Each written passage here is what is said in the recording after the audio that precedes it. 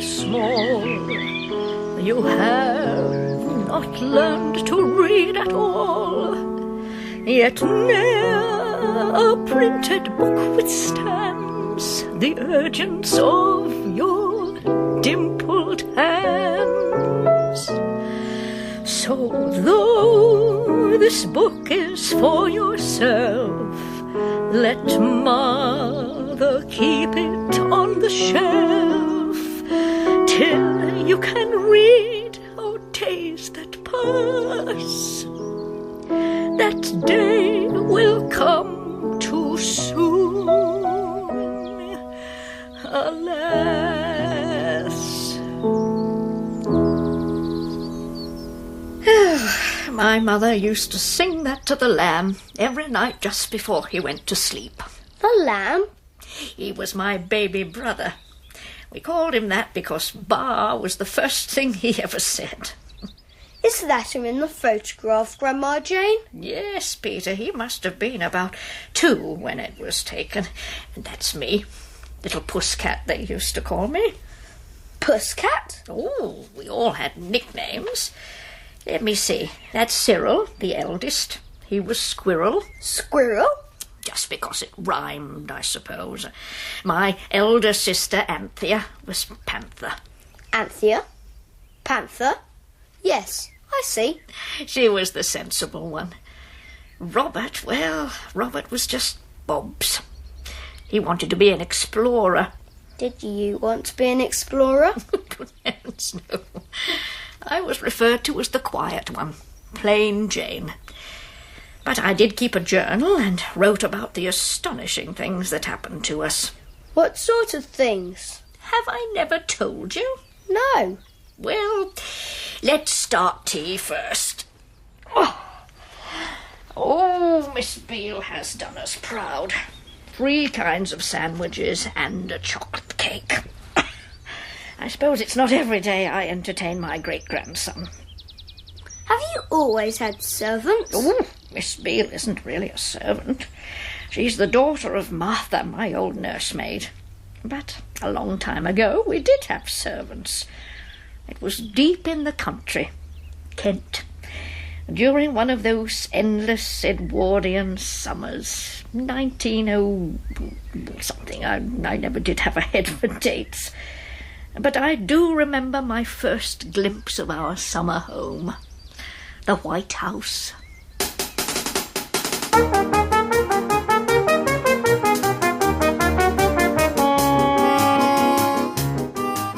Five Children and It by E Nesbit, dramatised by Malcolm McKee, starring Julia McKenzie. Look, there it is! Where? Where? There, on the edge of that hill! I see it! I see it! How white the house is! It's a fairy palace! It's perfect! Some of the hill is missing, Mummy. That's a gravel pit, Jane, where they quarry sand and little stones. What are those queer-shaped buildings in the valley? As far as I can remember, Cyril, the white ones are lime kilns and the brick ones are oast houses. Oast house! That's right, Nan. Don't they look pretty in the sunshine? Like an enchanted city from the Arabian Nights. Heaven. Paradise. Such excitement. Oh, my poor darlings. Shut up in London for 2 years without so much as an excursion to the seaside. But we're here now, Mummy, for the whole summer. I just know we'll be happy at the White House. Yes, Anthea, I think we will.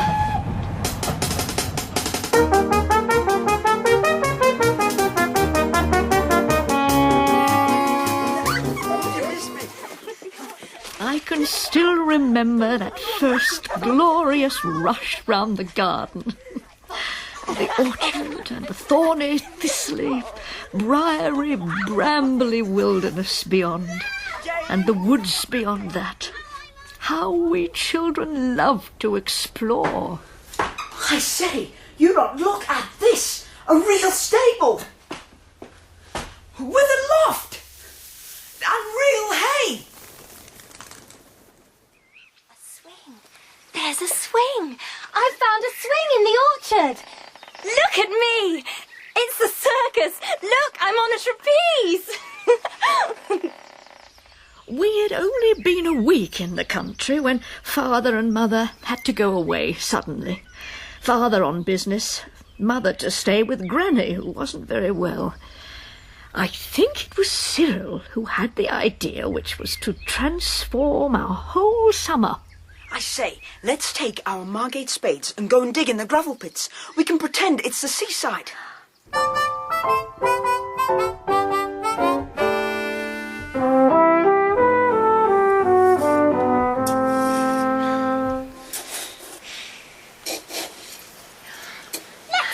Castle. There's no water, silly, and you can't have a castle without a moat. What about a cave to play smugglers in? Certainly not. It might collapse and bury us alive. I know. Let's dig a hole through to Australia. Then we can walk the wrong way up, like flies on the ceiling. Agreed? Agreed.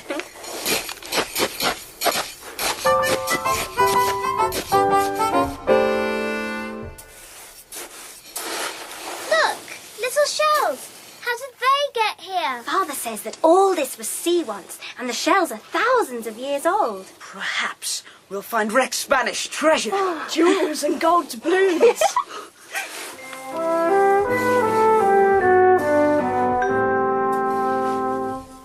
I'm exhausted. Me too. And me. Come on, Anthea. Let's go home for some of Cook's lemonade. Cyril, come here. It's alive. It'll get away. Quick. It's a snake. Oh, don't be so silly. It's got feet, like a monkey. I saw them. I'm not afraid. Let me dig. Oh, not with the spade. You'll hurt it. Dig with your hands, like this. I felt fur. Let me alone. But we want to see you. I wish you'd come out. Oh, well, if that's your wish. What a funny, furry, fat little chap. I believe I must have dropped asleep. It's got bat's ears. Shall we take it home? Does she always talk nonsense? She doesn't mean to be silly. Don't be frightened. We don't want to hurt you. What, me? Me frightened? You talk as if I were nobody in particular. Well, perhaps if we knew who you are in particular. You really don't know. I knew the world had changed, but, well, really, do you seriously mean to tell me that you don't know a Psammead when you see one? A Psammead? That's Greek to me. So it is to everyone. In plain English, then, a sand fairy. Don't you know a sand fairy when you see one? How long have you lived here? Oh, simply ages. Several thousand years. Oh, tell us about it, please. It's in all the books. How very sunny it is. Quite like old times.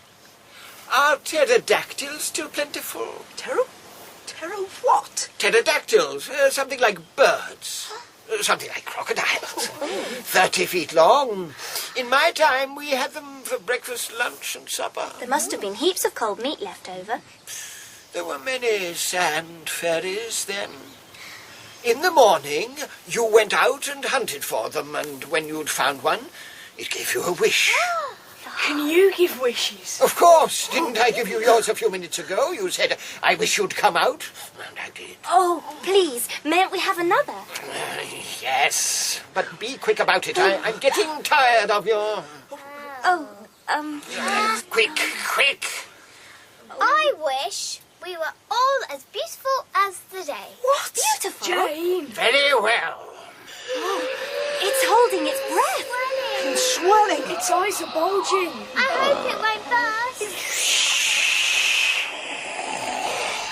Oh, did it hurt much? Only my poor whiskers. Oh, but you're a kind and thoughtful child. And, if I may be so bold, strangely beautiful. We looked at each other in complete silence, and it was terrible to meet only the beautiful eyes of perfect strangers. Anthea? You! Cyril? You are Jane, aren't you? I know that hole in your pinafore. Robert? Gosh, the wish has come off. I say, am I as handsome as you, Bobs? Oh, you look like Mother's painting of the young chorister, with blue saucer eyes and golden hair. You'll die young, I shouldn't wonder. Robert, if that's you under those black curls, you look like an Italian organ grinder. Well, your hair is simply carrots, Jane. Russet would be more polite. You two girls are like Christmas cards. Silly Christmas cards. I do think you're most beastly unkind. Suppose you keep a civil tongue in your head, Bobs. Suppose you don't come shoving your silly oar in. Suppose you drop being a little hard. Children! Please don't be so disagreeable. Oh, being beautiful is horrid. We can't go home like this. Martha won't recognise us. Please, Psammead, will you turn us back into our old selves? I'm afraid I don't have the strength to give you a third wish. Not even good tempers or common sense or manners, little things like that. We can manage those quite well ourselves, thank you. Well, from now on, you'll have to be content with one wish a day. Besides, the wishes only last until sunset. You'll just have to wait. Remember, patience is a virtue. Good afternoon.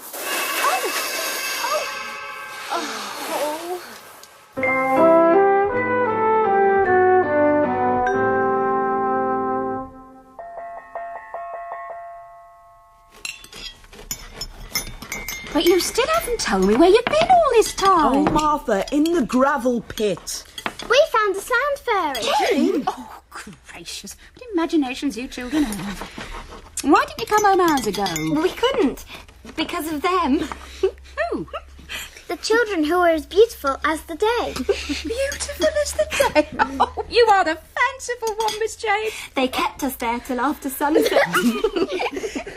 We couldn't come back until they'd gone. Well, I hope it'll be a lesson to you not to go picking up with strange children. Down here after a bout of measles, as likely as not.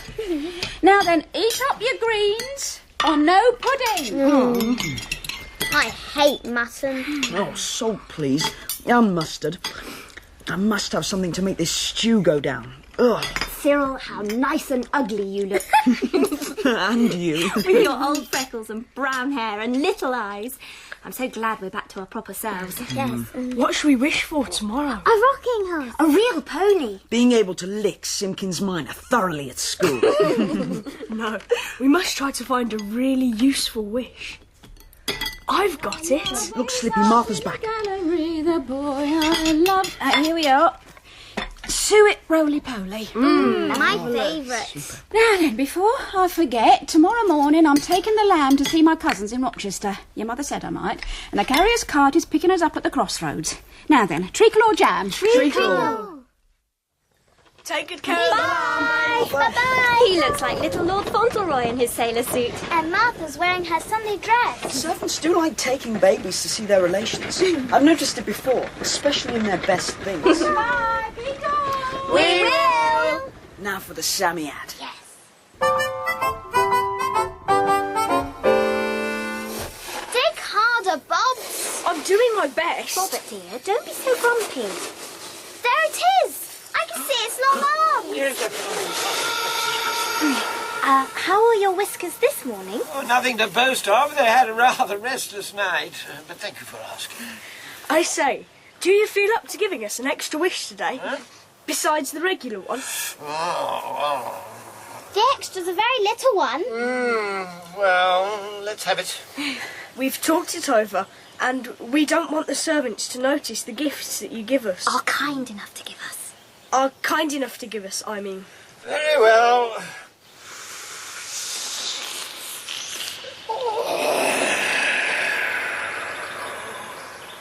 Done. Next. We want to be rich beyond the dreams of something or other. Avarice. That's it. But it won't do you much good. Oh, well, I can't go beyond dreams, you know. How much do you want? And will you have it in gold or notes? Gold, please, and millions of it. This gravel pit full be enough? Oh, marvellous. Yes. Then get out before I begin, or you'll be buried alive. Come on, everyone. Let's wait up on the Carter's Road. Come on, Bubs.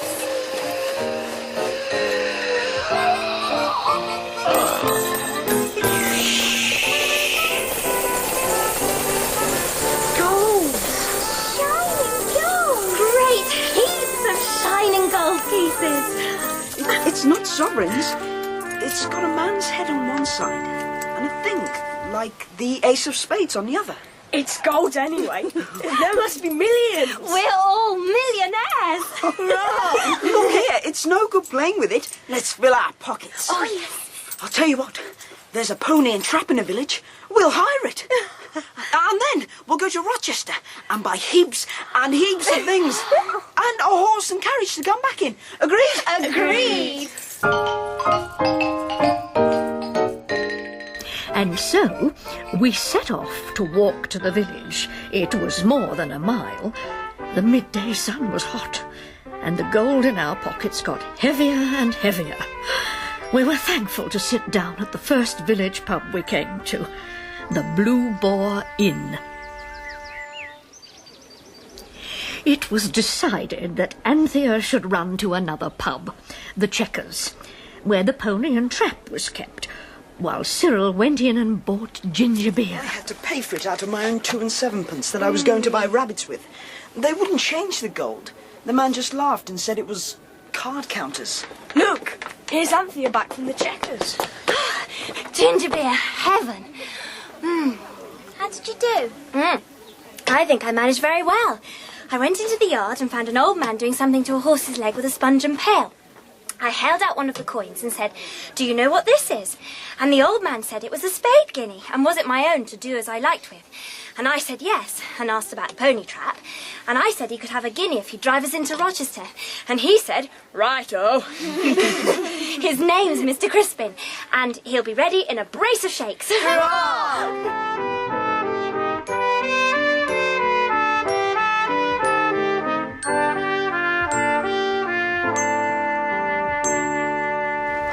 Mr. Crispin, Yes, young sir. if you were going to buy a carriage and horses, where would you go? Billy Peasmarch, the Saracen's Head.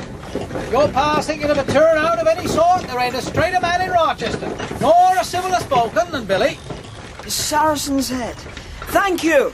Here we are. Whoa, girl, whoa. Centre of town. This is where you want sitting down. Here's your guinea, Mr. Crispin, and thank you. Thank you, miss. I'll bore a hole in it and hang it on my watch chain. Who'd have thought it, a spade guinea? Gee up, girl. Go on. Thank you, goodbye. Take care. Don't spend all your money at once. But in Rochester, we began to see one of the laws of nature turned upside down. Grown-ups will tell you that money is hard to get and easy to spend. But the fairy money had been easy to get, and spending it was not only hard, it was almost impossible.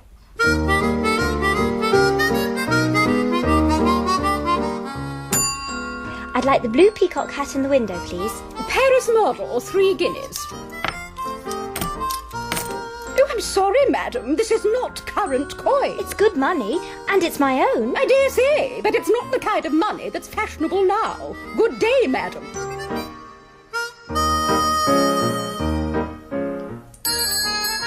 That's 2 pairs of cotton gloves at 6pence 3 farthings. There you are. Ah, I'm sorry. I don't appear to have any change.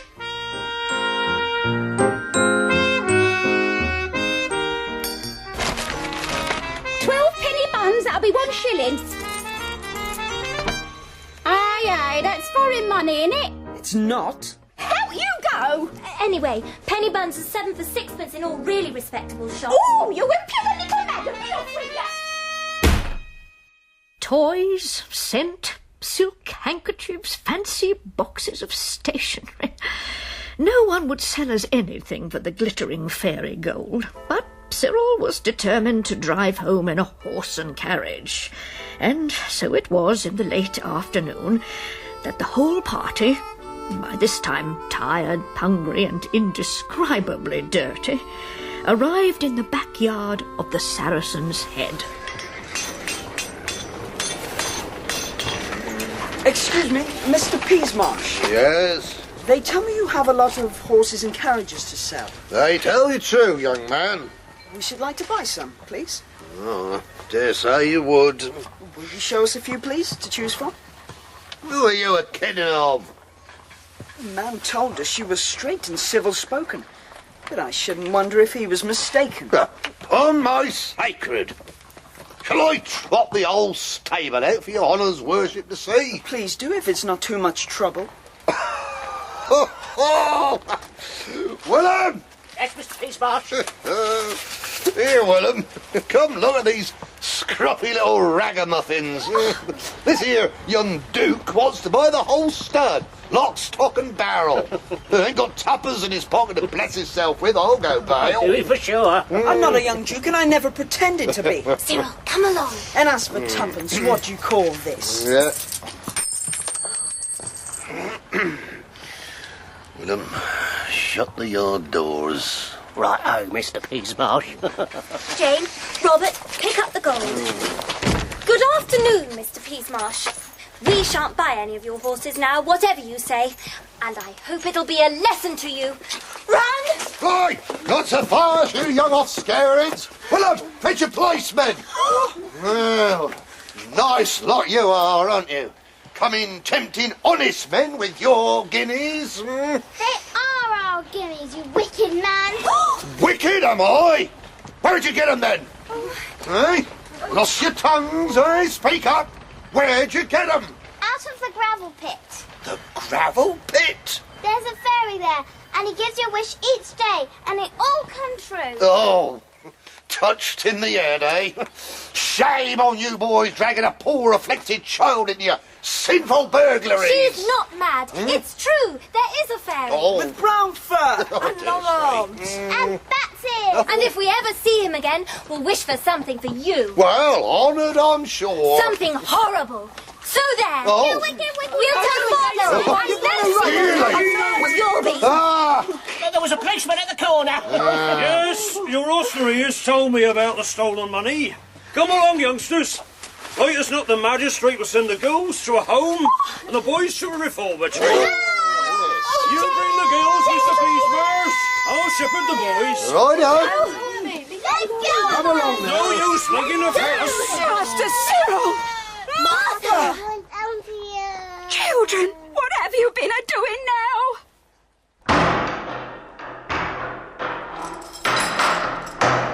Oh, that I should ever see the day a police station. Turn out your pockets. Yes, sir. Of course. It must be after sunset. This is far from a laughing matter. Turn out your pockets, all of you, and stop that noise. Handkerchiefs, a pencil, cobbler's wax, a bullseye. Well, where's the gold? There was great handfuls of this stuff. They walked here in front of me the whole way, Oh. so as I could keep an eye on them. What have you done with it, you artful little beggars? If you're quite done browbeating innocent children, I'll hire a private carriage and we'll drive home to their papa's private mansion. Gold fiddlesticks. You haven't heard the last of this, Constable? Oh, you brute! Take them away, for goodness sake. And as for you traipsing into Rochester by yourself, straight to bed and no supper. And I shan't let you out of my sight for the rest of the holidays.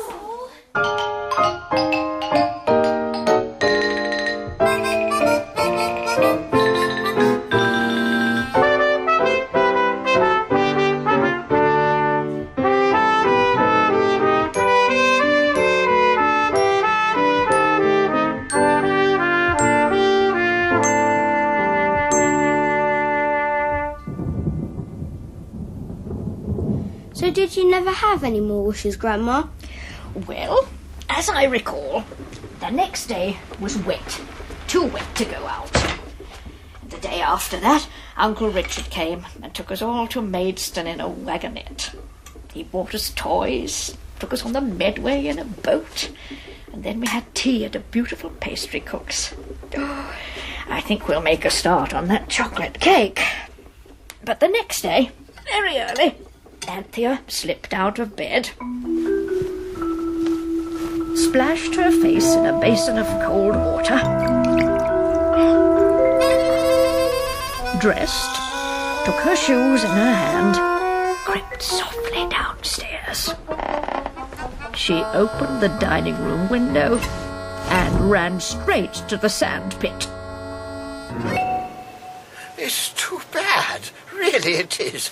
It's the middle of the night, and the weather's Arctic. I'm so sorry. Would you like to sit on my lap? You'd be warmer, and I could tuck my pinafore round you. I'd be very careful. Thank you. Oh, you really are rather thoughtful. Now then, what's the wish this morning? I don't know. That's just it. Everything we've wished for so far has turned out rather horrid. I wish... Look out! Oh, sorry. I hope that you might advise us. Dear child, I've spent the whole of my waking hours in giving, but one thing I won't give, that's advice. It's so good and kind of you to give us our wishes, but it was silly to wish for boundless wealth, and beauty was simply donkeyish. Child, I can only advise you to think before you speak. I thought you never gave advice. That piece doesn't count. It's far from original, and besides, you'll never take it. Do you think wings would be a silly wish? Wings? There's nothing like wings for getting you into trouble. On the other hand, if you are in trouble, there's nothing like wings for getting you out of it. I should think you might do worse. Oh, thank you. I'll tell the others that. Psammead? Psammead? Oh, well, I suppose I'd better join you.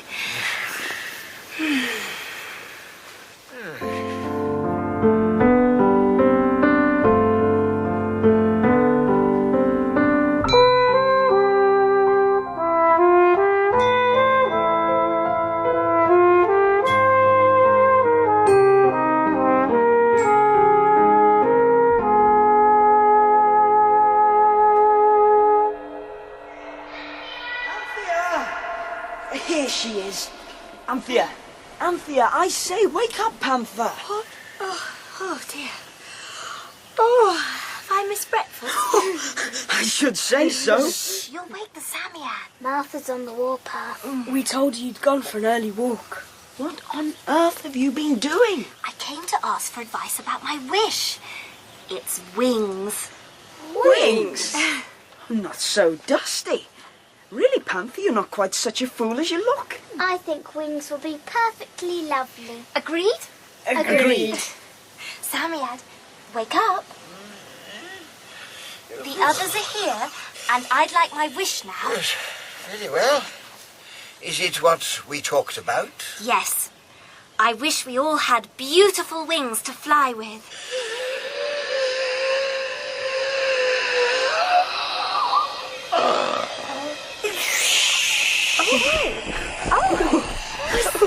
Cyril, look!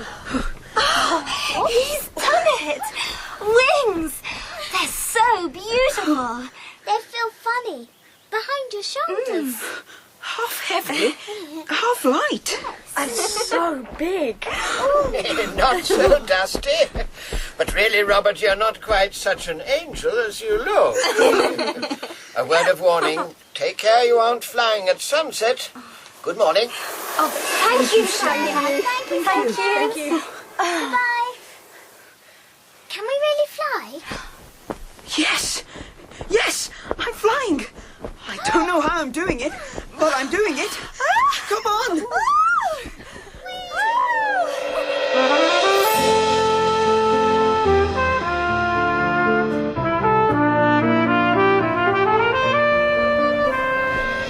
Look at the fields. It's like Martha's patchwork quilt. It's like a beautiful live map. Cows and sheep look like little toy animals. It's real live magic!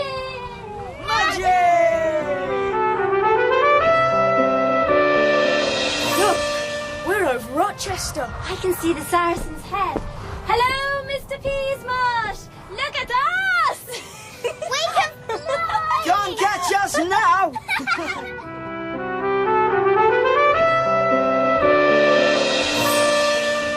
I'm tired, Squirrel. My wings are getting stiff. Mine as well. Time for a council of war. See that roof on the church tower? Follow me.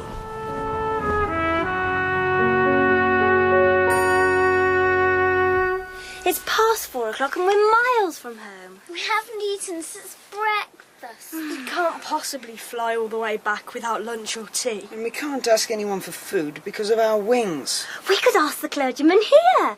He must know all about angels. Look here. When we flew near the vicarage, I saw an open larder window, and there were things to eat inside.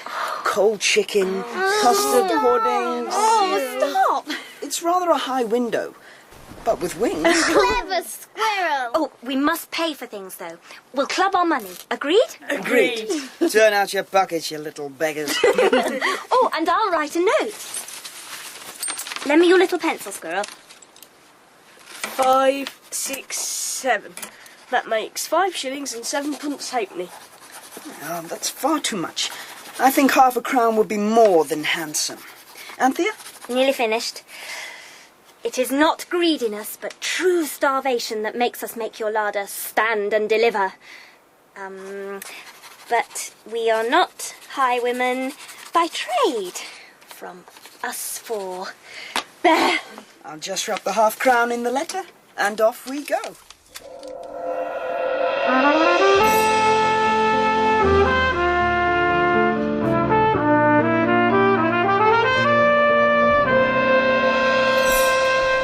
This is it. Jane, you keep watch. I'll squeeze in. And I'll hand things out. Quickly, Bobs, take this. Roast chicken. And a tongue. Anthea, you take these. Fresh bread. I'll carry the soda siphon. Soda siphon? We have to drink something. I'm certain it came from in here. Shh! Where's Cook?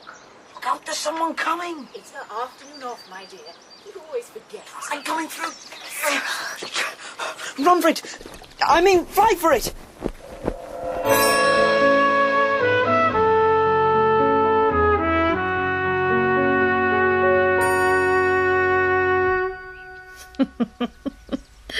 Everyone enjoyed the dinner and ate much more than usual. The afternoon sun was hot. We all became strangely sleepy. One by one we leaned back, tucked ourselves under our large, cosy wings, and went to sleep. The shadow of the church tower fell across the churchyard, and across the vicarage, and across the field beyond. Presently there were no more shadows. The sun had set, and the wings were gone.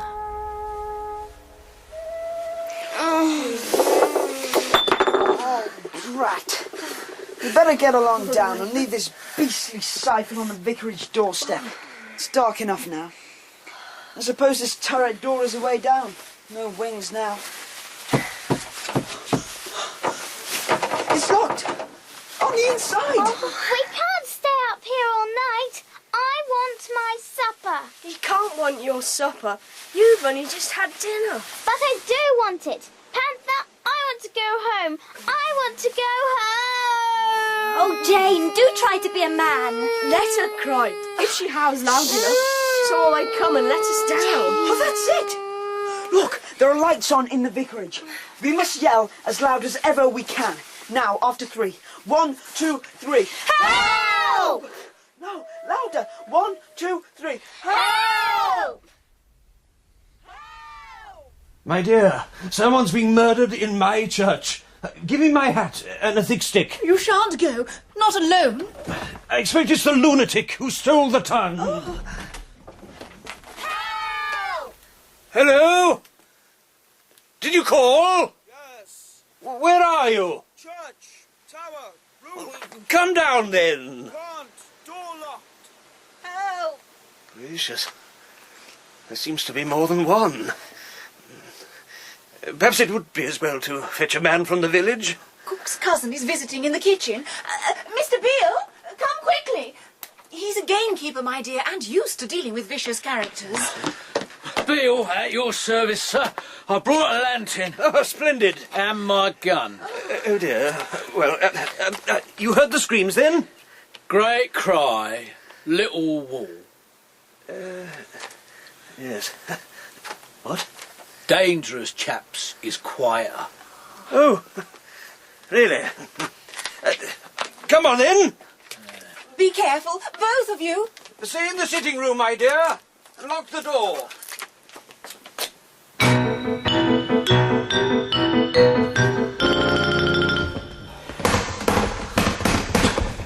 Hello, you there?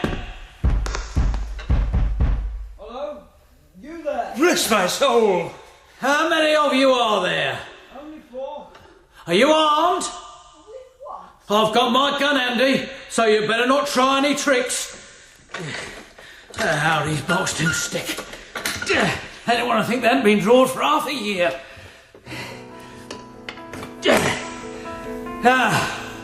Go to the other side of the roof. Do you hear? If one of you comes at me, I fire. Now!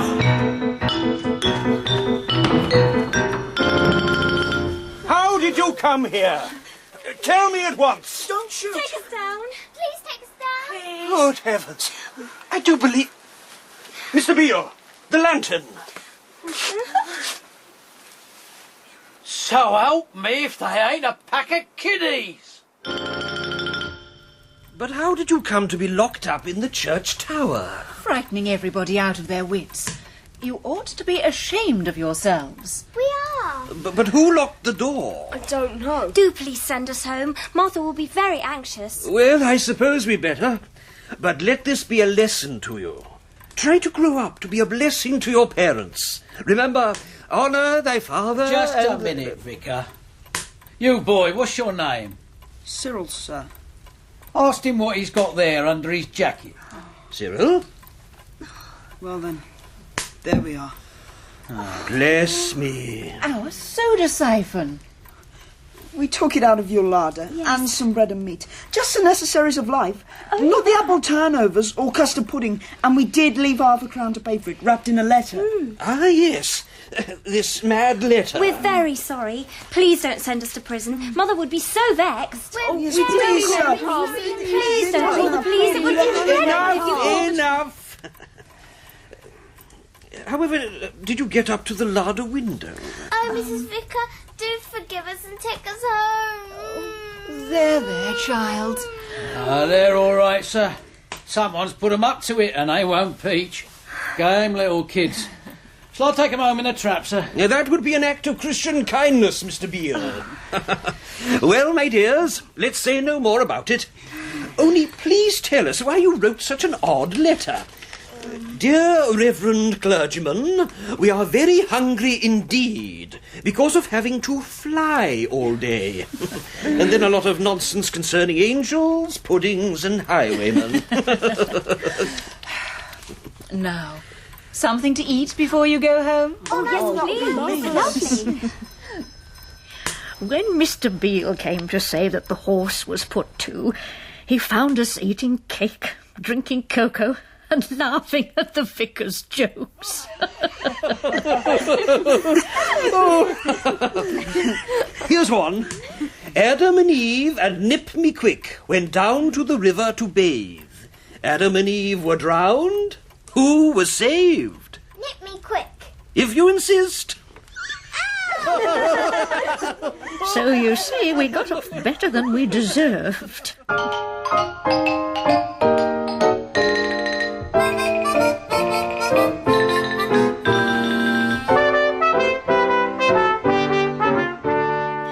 After we had all been swept to bed in a whirlwind of reproaches, Mr. Beale explained to Martha exactly what had happened. He explained it so well that Martha was quite amiable the next morning. Oh, she kept us indoors for a punishment, but she wasn't at all snarky about it. And in the afternoon agreed to let Robert out for half an hour to get something he particularly wanted.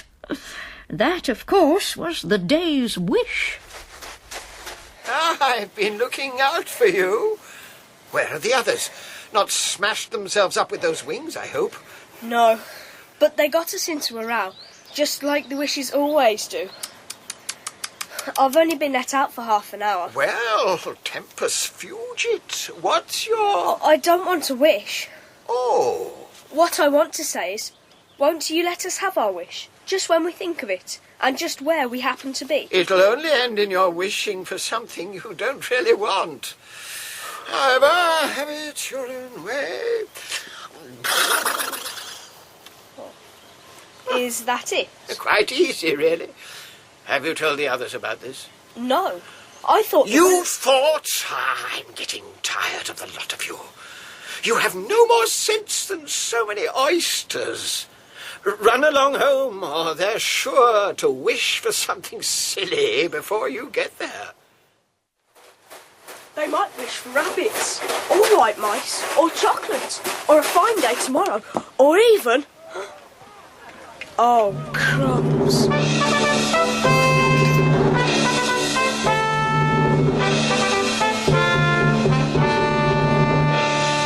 They've wished for a castle.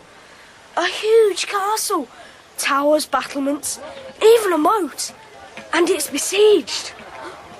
Tents, banners, men in armour, hordes of them. It's just like that sand fairy. I wish we'd never seen the beastly thing. Robert! Robert! There's someone waving from the battlements. Robert! Robert, help us! It's Cyril. Squirrel! Squirrel! Don't worry, I'll think of something. Oh no. Gods! By my Aladdin Perkin, a brave Val at this. Violet? Where are you taking?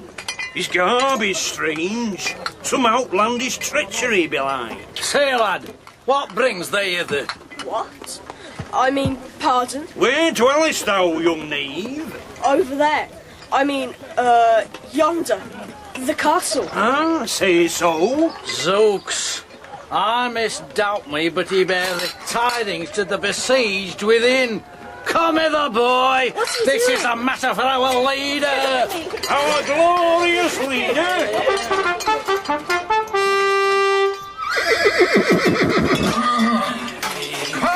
hither, lad. Have no fear. Thou shalt take no scathe.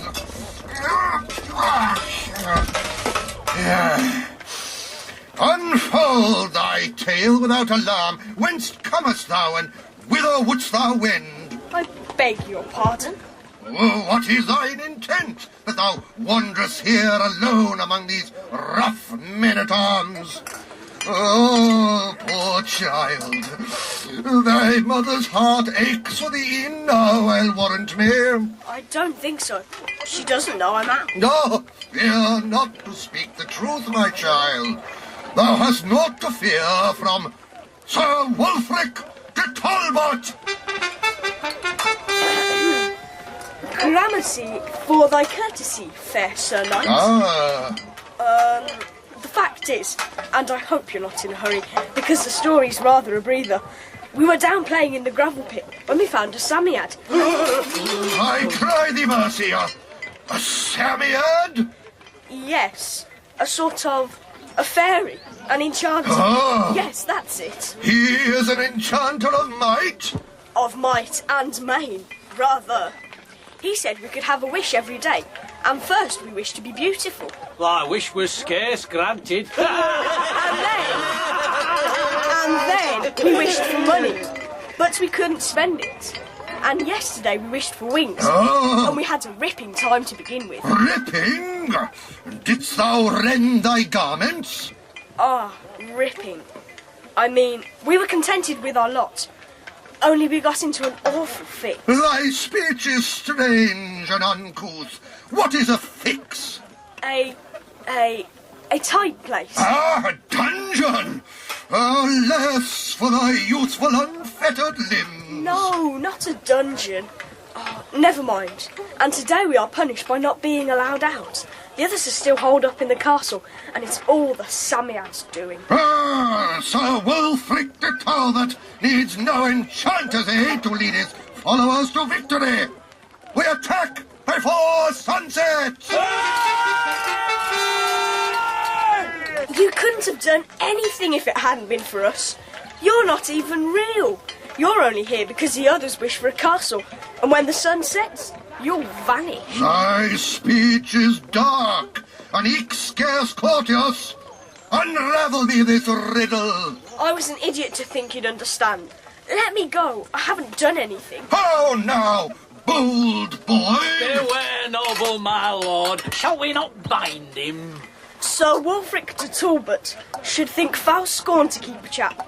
I mean, one who has done him no hurt, when he wants to cut off quietly. I mean, to depart without violence. Kiss to my face! Oh, beshrew thee for a knave! Yet thou sayest sooth. Go where thou wilt, thou art free. Sir Wulfric de Talbot warreth not with babes. My noble charger! Sir Wulfric, I salute thee!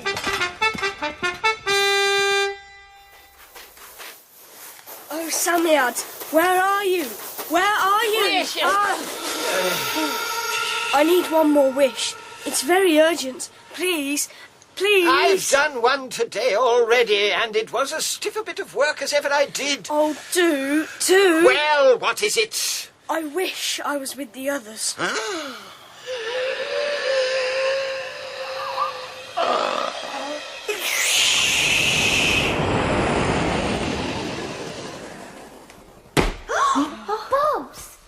How awfully jolly of you to wish it to give us our wish. But you ought to have told us. Suppose we wished for something silly. Silly? How much sillier could you have been? My goose was nearly cooked out there, you know. Oh, but you escaped. Clever old Bobs. You must take command here. Well... We haven't done anything yet. We were waiting for Captain Robert. Brave Captain Robert. Oh, very well. Hurrah! We must prepare to defend the castle. Hurrah! Sir Wulfric said they were going to attack just before sunset. That doesn't give us much time. First things first. Where are we? In the room above the main gate, sir. All right, Sergeant Squirrel. At ease. Come on, everyone downstairs to the gatehouse.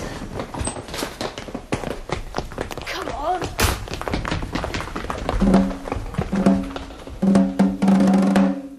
Well, the drawbridge is up and the portcullis down. And the moat looks very wide and deep. And these walls must be 4 feet thick. It's all as real as real. Their weapons are as real as real. Longbows, swords, pikes, daggers. I've seen them. We ought to be armed too. You're right, Sergeant Squirrel. Come on, troops. Let's explore.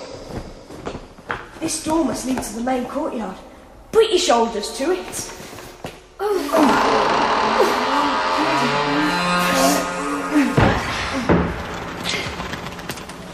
Crikey! The castle's bigger than I thought. It's enormous. Where to now, Captain Bob? I'm thinking, Private Pusscat. I say, look at that huge pile of cobblestones. If we took some of those, we could drop them on people's heads. Good thinking, Sergeant Squirrel. Come on, back to headquarters and take as many stones as you can carry.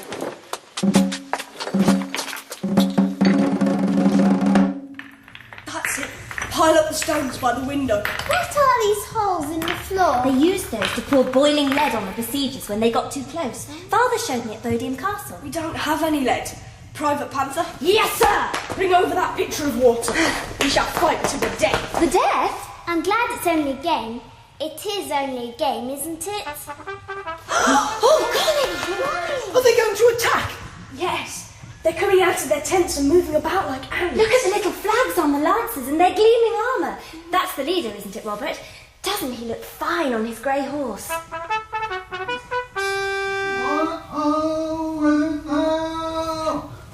In the name of our Lord the King, Sir Wulfric de Talbot summons this castle to surrender. on pain of fire and sword and no quarter. Do ye surrender?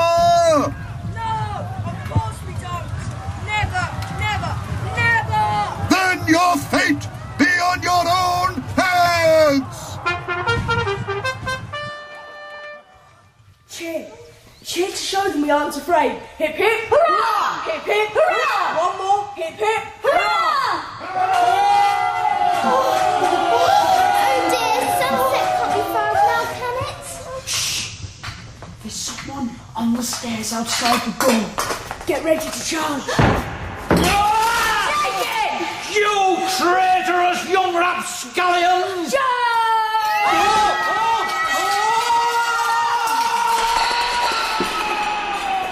Quick, fold the door. Look out, the window. Parking.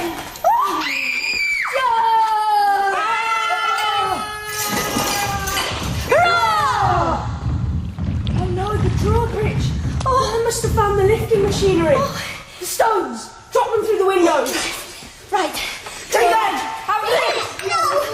Go away! Oh dear, I'm afraid we're hurting the soldiers. I should hope we are. More stones, sorry. Come on, have this! They're going. We've held the castle. Hurrah! And the sun will be setting any minute. Hurrah! Shh! What's that? Oh no! A battering ram. Never! Oh, no, we're gonna get Well, let's wave a handkerchief and ask for a parley. Oh, I don't believe the sun's going to set tonight at all. We're going to be killed. They're almost through. Let them have the water panther. The brute. What I'd give for a jolly good kettle of lead.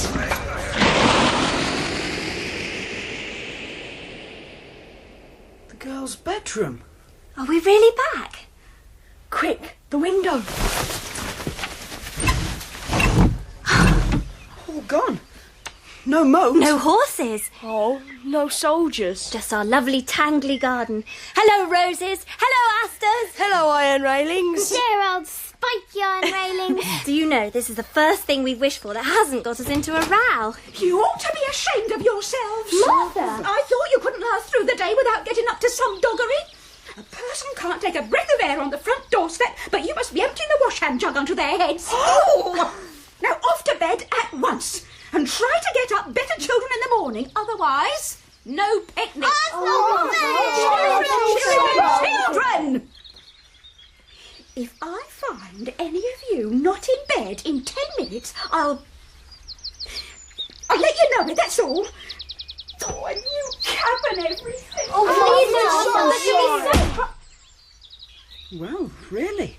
You can't help it if you're pouring water on the enemy and your castle suddenly changes into a house. And everything changes with it. Except the water. And that happens to fall on someone's clean cap. Just think, if Sir Wolfric had known that half the besieged garrison wore pinafores and the other half knickerbockers.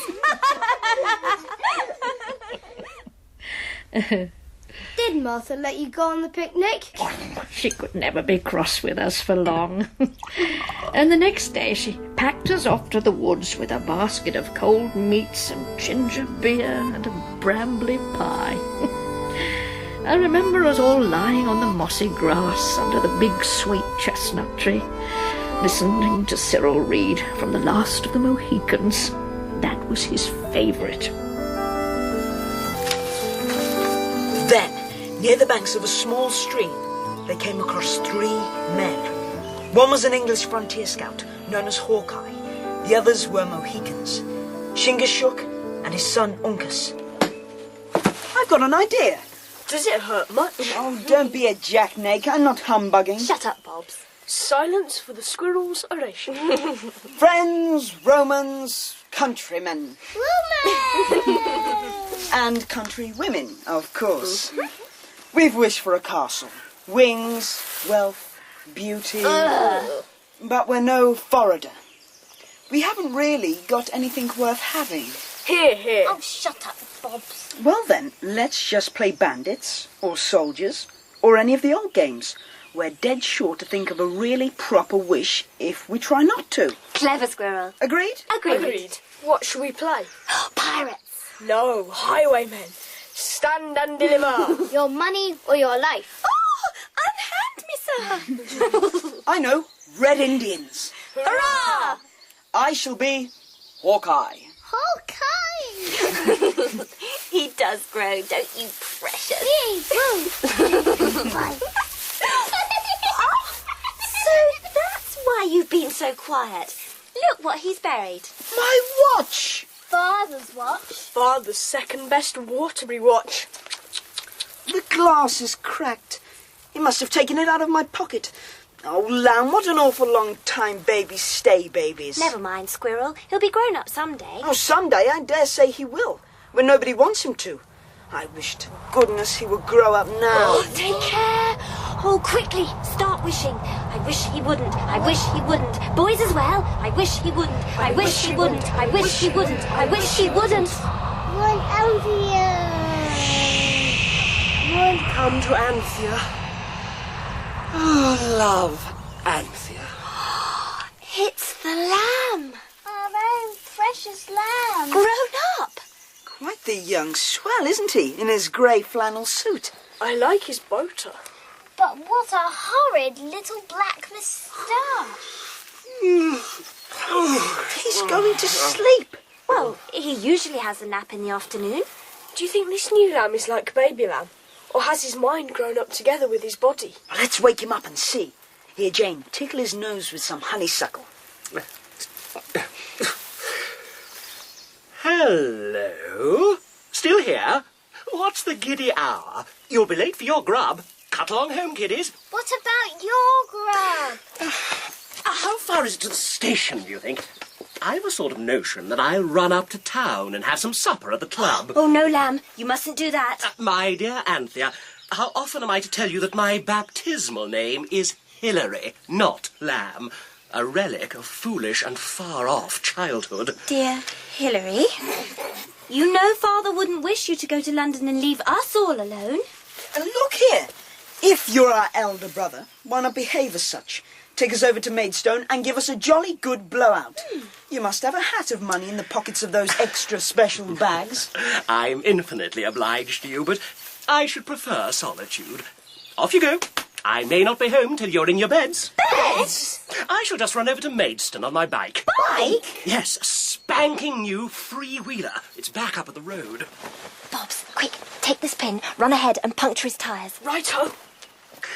Perhaps I'll have a pull on the river and then supper at the Crown. We promised Mother not to lose sight of you if we took you out. Look here, Jane. Little girls should be seen and not heard. Now, run along home like good children. I'll give each of you a penny. Tomorrow. 16, 17, 18. Now squeeze. You kids really must learn not to make yourselves a nuisance. I say, Hilary, your bike's run down. Oh, so it is. It's a puncture. Look, a thorn. Oh, and another. And another. Oh, well, there's nothing for it.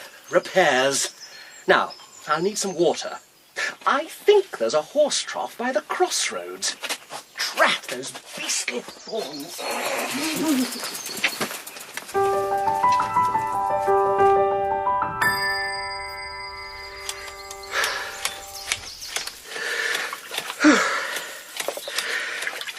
Oh, 18 punctures. There's not much of the day left now. There.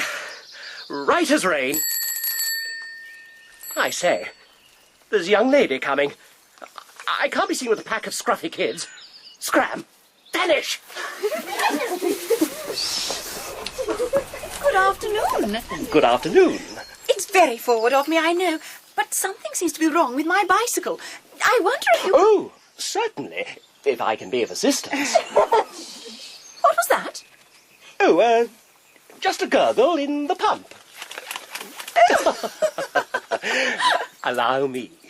If only she knew that he's really a whiny, piney, silly little baby. No, he's not. He's a dear. He's our own precious lamb, whatever silly idiots may turn him into. Oh, steady on. No, I'm a beast and not fit to live. Still, I should have thought he'd had enough of bicycle mending for one day. That noise again. There we are. One slipping chain. Fixed. Now, if you'll allow me, I'll ride with you as far as the crossroads. It's getting late and there are tramps about. Don't let him miss. No! Go away, little girl. He doesn't know who he is. He's not what he seems. Go home at once, all of you. Who are these very dirty children? I don't know. Oh, Lamb, how could you? You know perfectly well you're our little baby brother. Baby? We're his big brothers and sisters. Oh, don't come any closer. We must get him home before sunset. You see, he's sort of under a spell. How would you suddenly like to see a poor, helpless baby spinning along downhill beside you? You're all lunatics. Lunatics. Dangerous lunatics. Well, really, you all seem to be as mad as the whole worshipful company of hatters. I expect I had better take you home. But you're not to suppose I shall pass this over. I shall have something to say to all of you in the morning. Yes, you will, my lamb. But it won't be at all the sort of thing you think it's going to be. It's nearly sunset. Where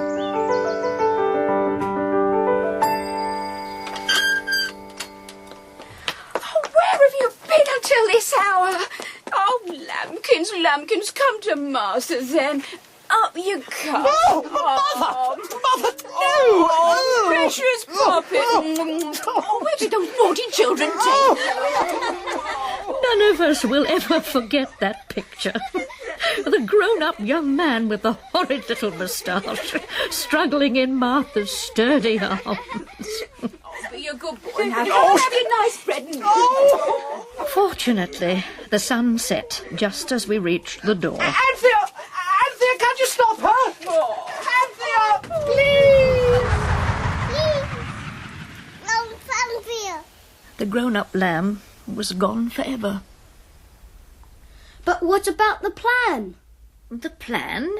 The plan to play at Red Indians. Ah, the game of Indians was not forgotten. The next day, after breakfast, we set about making ourselves look as much like Red Indians as possible. With some ingenuity, I might add.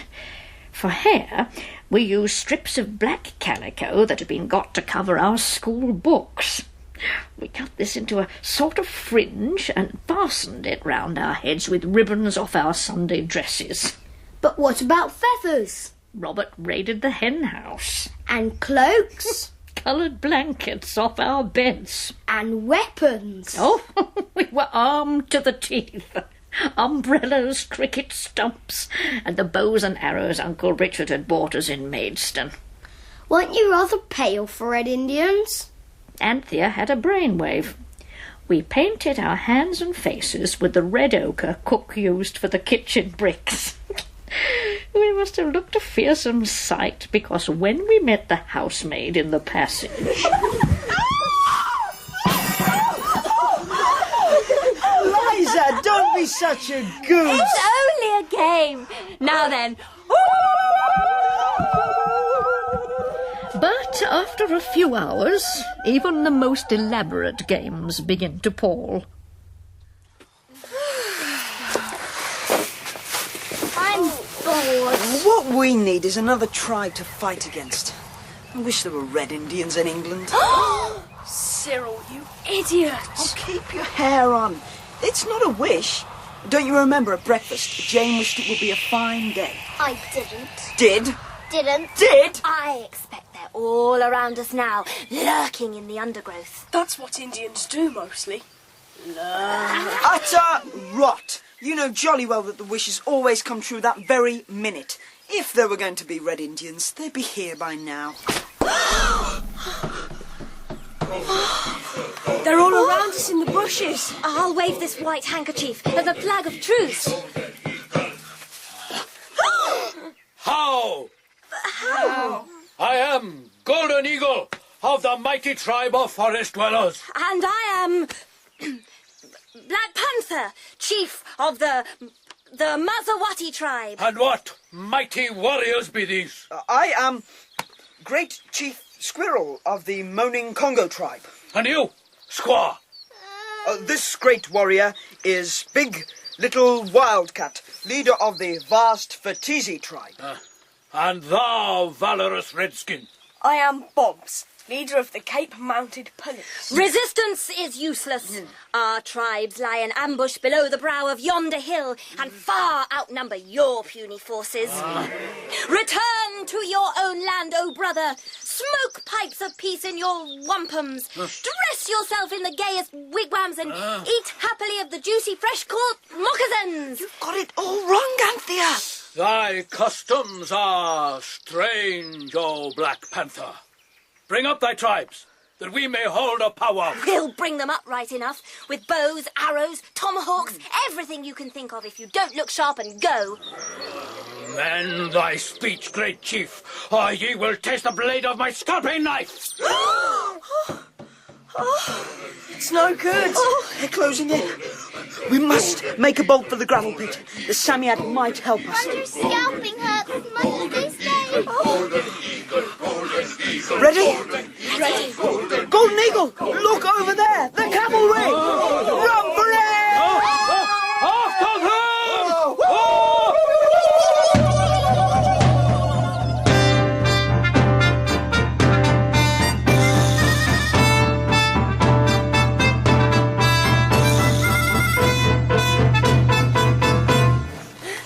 This is where we usually find him. Look, there are our marker signs. Oh, where is he? Ye have lied to us, O Black Panther, under cover of the truce flag of the Paleface. Thou too, Squirrel, Wildcat, and Bobs of the Cape Mounted Police. Ye have no followers. What shall be their doom? Scalp 'em, scalp 'em, scalp 'em! Golden Eagle, Golden Eagle, Golden Eagle. Seize them! Unsheathe thy knives! Scalp them!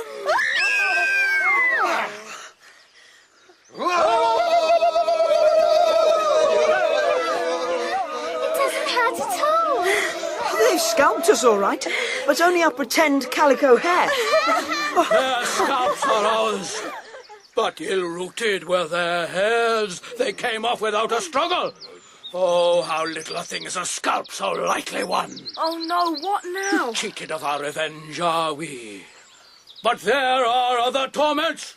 The flames. Roast 'em, roast 'em, roast 'em!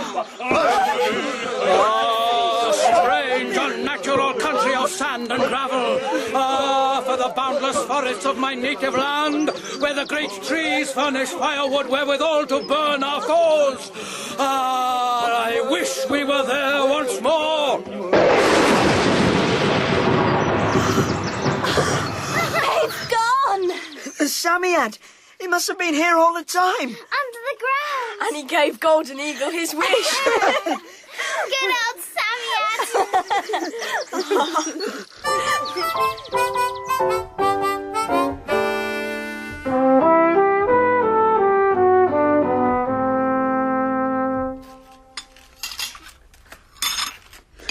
I still say we should wish for £100 in modern florins. That way we could buy... No, a pony is a much better idea. A pony each.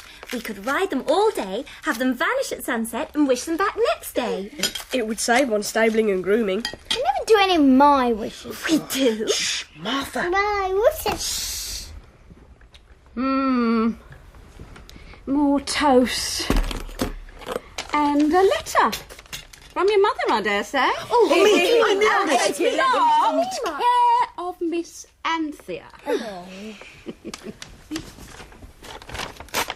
Come on, Panther. What does it say? Granny is much better, and Mother and Father hope to be home. Oh, this afternoon! Hurrah! We're coming home. Yes, my precious. Today's wish must be something to please Mother, and not us. Oh, well done, Good idea, Jane. yes. I wonder what she would like. She'd like us all to be good. But that's so dull for us. No, it must be something splendid. I wish. Careful. Don't forget yesterday, the Indians. Remember, we get our wishes when we say I wish, wherever we happen to be. All right, you needn't jaw. The Psammead told us. Shh.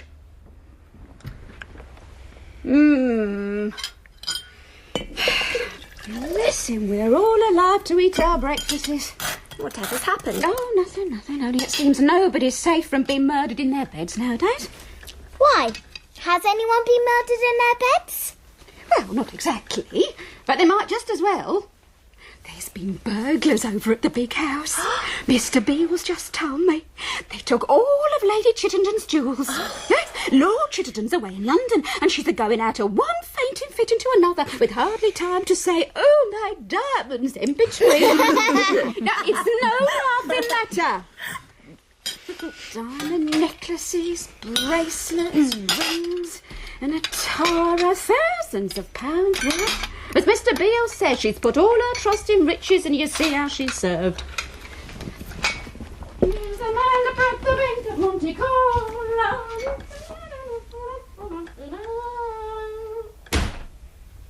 Seems very unfair. Mother has hardly any jewels. Wouldn't it be jolly if Mother could find all those lovely things? Necklaces, rings, tiaras. Tiaras. Tiaras, then. And bracelets and everything in her room when she came home. I wish she would. Well, she will now. You've wished. Jane, you little dunderhead. Goodness knows what we're in for. The police. Mother and Father will be charged with receiving stolen goods. They'll be put into prison. And we should be branded outcasts, the children of felons. Oh, don't cry, silly. It's done now. We must find the jewels before Mother arrives.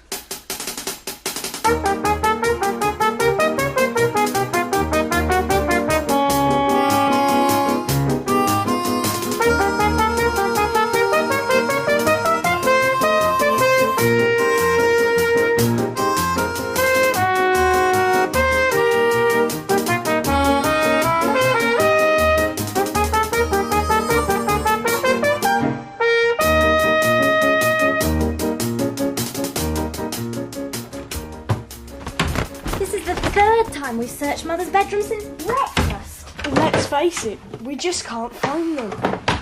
Of course! We can't find them. Jane wished for Mother to do that. We'll just have to tell her the truth. Do you think she will believe us? She'll think we're pretending or else raving mad. And then we'll be sent to Bedlam. Cyril's right. It's no use telling Mother. But it's true. Of course it is. But it's not true enough. At least for grown-ups to believe in. Mother!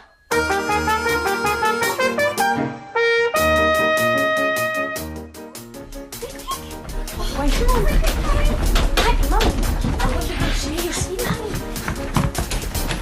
My darling! How are you?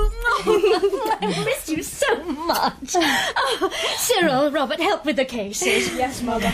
Now, there are presents for you all. Now, if you've been good children. Of course we have, Mummy. Especially the lamb here. My present. Oh, darling lamb.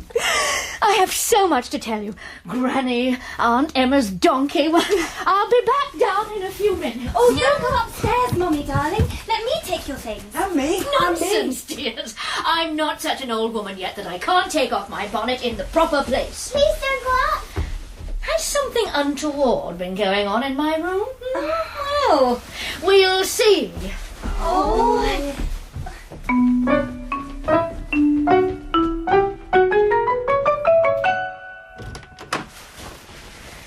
Remarkable. What? Everything seems to be in place. No breakages. Boys, cases in the corner. Towel, Mummy. Oh, thank you, dear. What's this? I don't remember a green leather case. Oh, no. What a beautiful ring. Emeralds. Wherever did it come from? It fits perfectly. You don't think your father... Oh, Jane, help me with my bonnet. Oh, dear, now my brush has vanished. Another box. Curious and curious. A diamond necklace. What else have we here?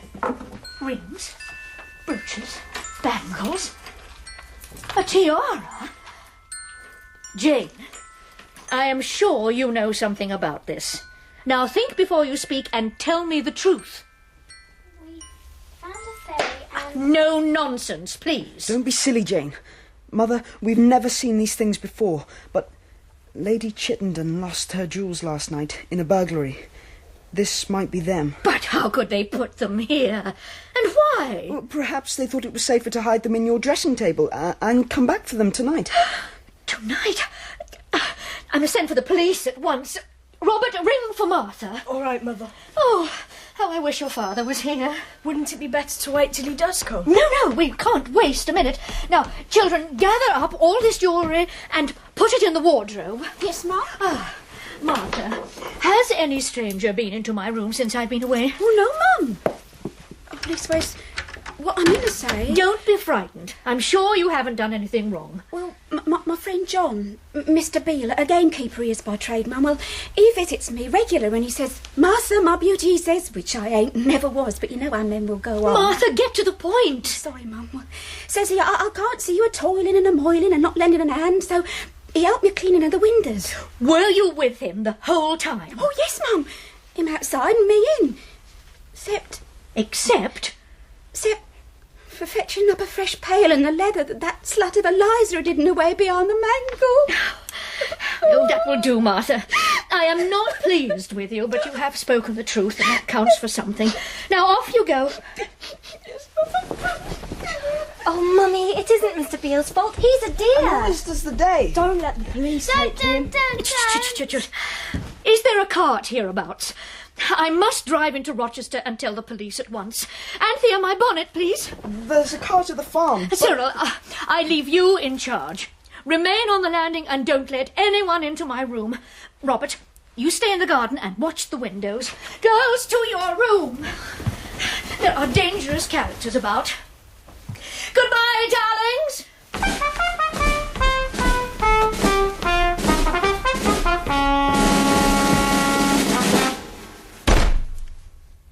She's a born general. Oh, it's a pretty decent, average, ghastly mess this time, and no mistake. It's simply quite too dreadfully awful. An innocent man accused of robbery, all because of my silly wish. What can we do? There's nothing for it. You girls must look for the Psammead. He won't give us any more beastly wishes today. He just gets crosser and crosser. I believe he hates having to give wishes. That's it. What? Oh, one chance. Come on, Jane.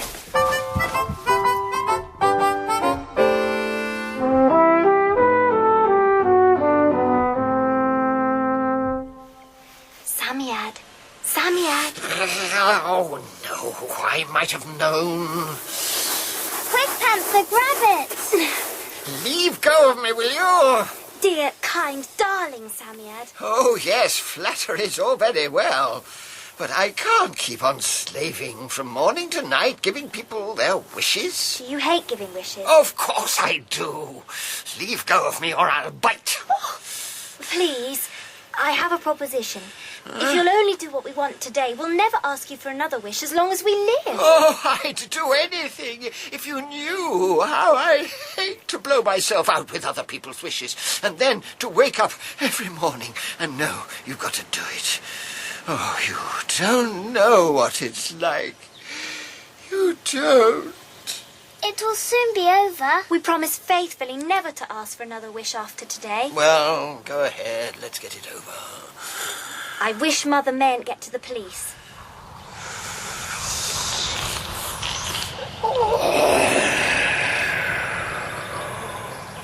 Done. I wish Mother could forget all about the diamonds. Done. I wish Lady Chittenden may find she'd never lost her jewels. Done. Before we go any further, will you wish something for me? Of course. Just wish that you may never be able, any of you, to tell any grown-ups about me. Why? Don't you see? If you told grown-ups, I should have no peace in my life. they'd get hold of me and wish for free secondary education, old age pensions and graduated income tax, dull things like that. Now do wish it quick. I wish that we may never be able to tell any grown-ups about the Psammead.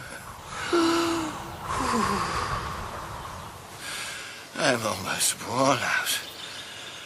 I trust there isn't anything else.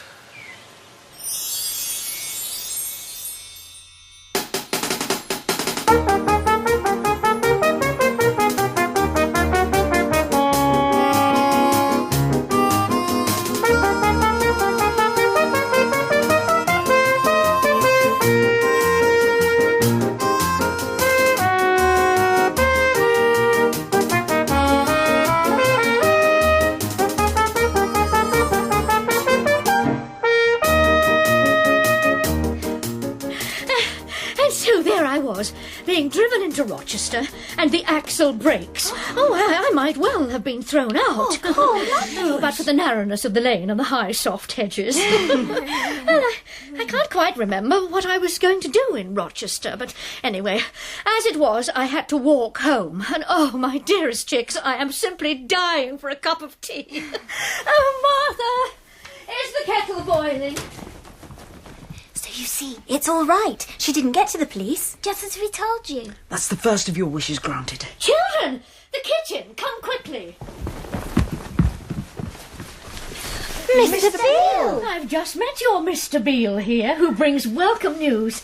Something about stolen jewels. Second wish. Well done, Panther. Tell them, Mr. Beale. It's been discovered that Lady Chittendon's diamonds were never stolen at all. Lord Chittenden had taken them to London to be reset and cleaned, and the maid who knew about them had gone on holiday. Third wish. So we can rest easy in our beds. What's the matter with you lot, I'd like to know? Oh, Martha, you are a dear. Yeah, well, you better make the most of me while you got me. What's this? I was going to give you warning after supper, Mum, to leave at the end of the month. Oh, Martha. Martha, we haven't been so very horrid to you, have we? Oh, it ain't that, Master Cyril. I'm going to be married. Married? Yes, to John, Mr. Beale. He's been a-proposing to me off and on ever since he drove you children home late at night. From that clergyman's over Maidstone way, where you got locked up on the roof of the church tower. And today I said the word and made him a happy man. Maidstone? Clergyman? Church tower?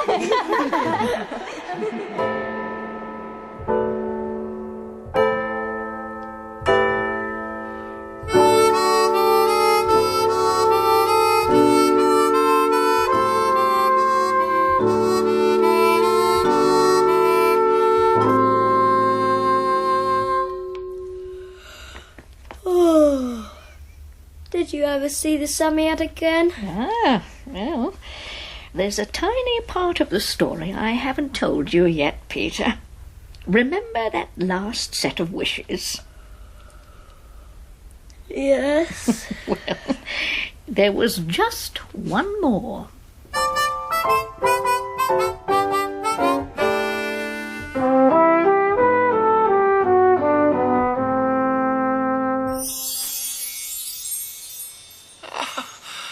Almost worn out. I trust there isn't anything else. No. Only thank you kindly for all you've done for us. Dear, dear Psammead. I hope you'll have a good long sleep. And I hope we'll see you again someday. Is that a wish? Yes, please.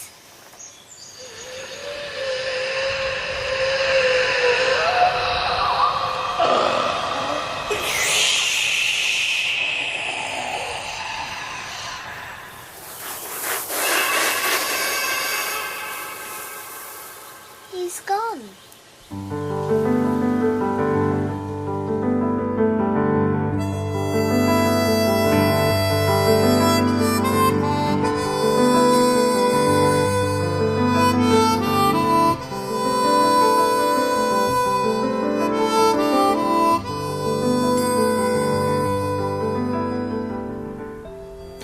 We did see the Psammead again, of course. Not straight away and not in a gravel pit, but in a very, very different place. It was in...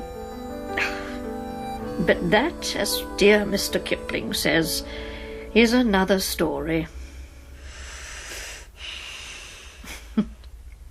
Sleep tight, my little Peter Pan.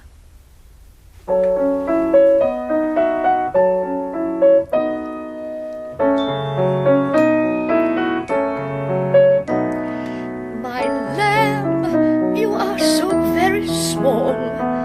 You have not learned to read at all.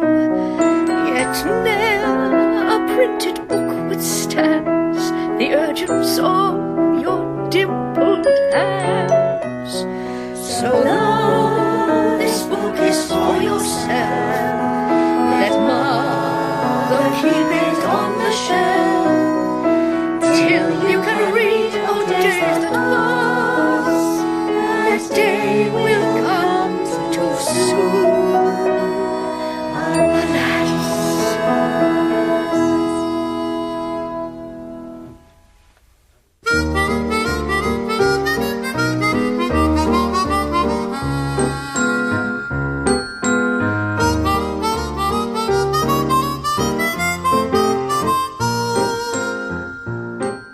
In 5 Children and It by E Nesbit, dramatised by Malcolm McKee, Julia McKenzie played older Jane and Mother, and Simon Carter was the Psammead. Anthea was Fiona Christie, Cyril James Richard, Robert Justin Towler, Jane Lexi Rose, Lamb Jake Wilson Wainwright, and Peter Jack Halsey. Sonny Ormond was Martha and the Pastry Cook, Richard Derrington, Crispin, Golden Eagle, Jakin and Beale, Malcolm McKee, the Draper, Willem and grown-up Lamb, and Terry Malloy, Peasmarsh and Sir Wulfric. The policeman, Vicar and Perkin were played by Ian Brooker, the lady and the vicar's wife, Susan Jeffrey. The music was composed by Malcolm McKee and played by Malcolm McKee, Helen Bull, Richard Adams and Jim Hughes. The executive producer was Sue Wilson. 5 Children and It was directed at Pebble Mill by Rosemary Watts.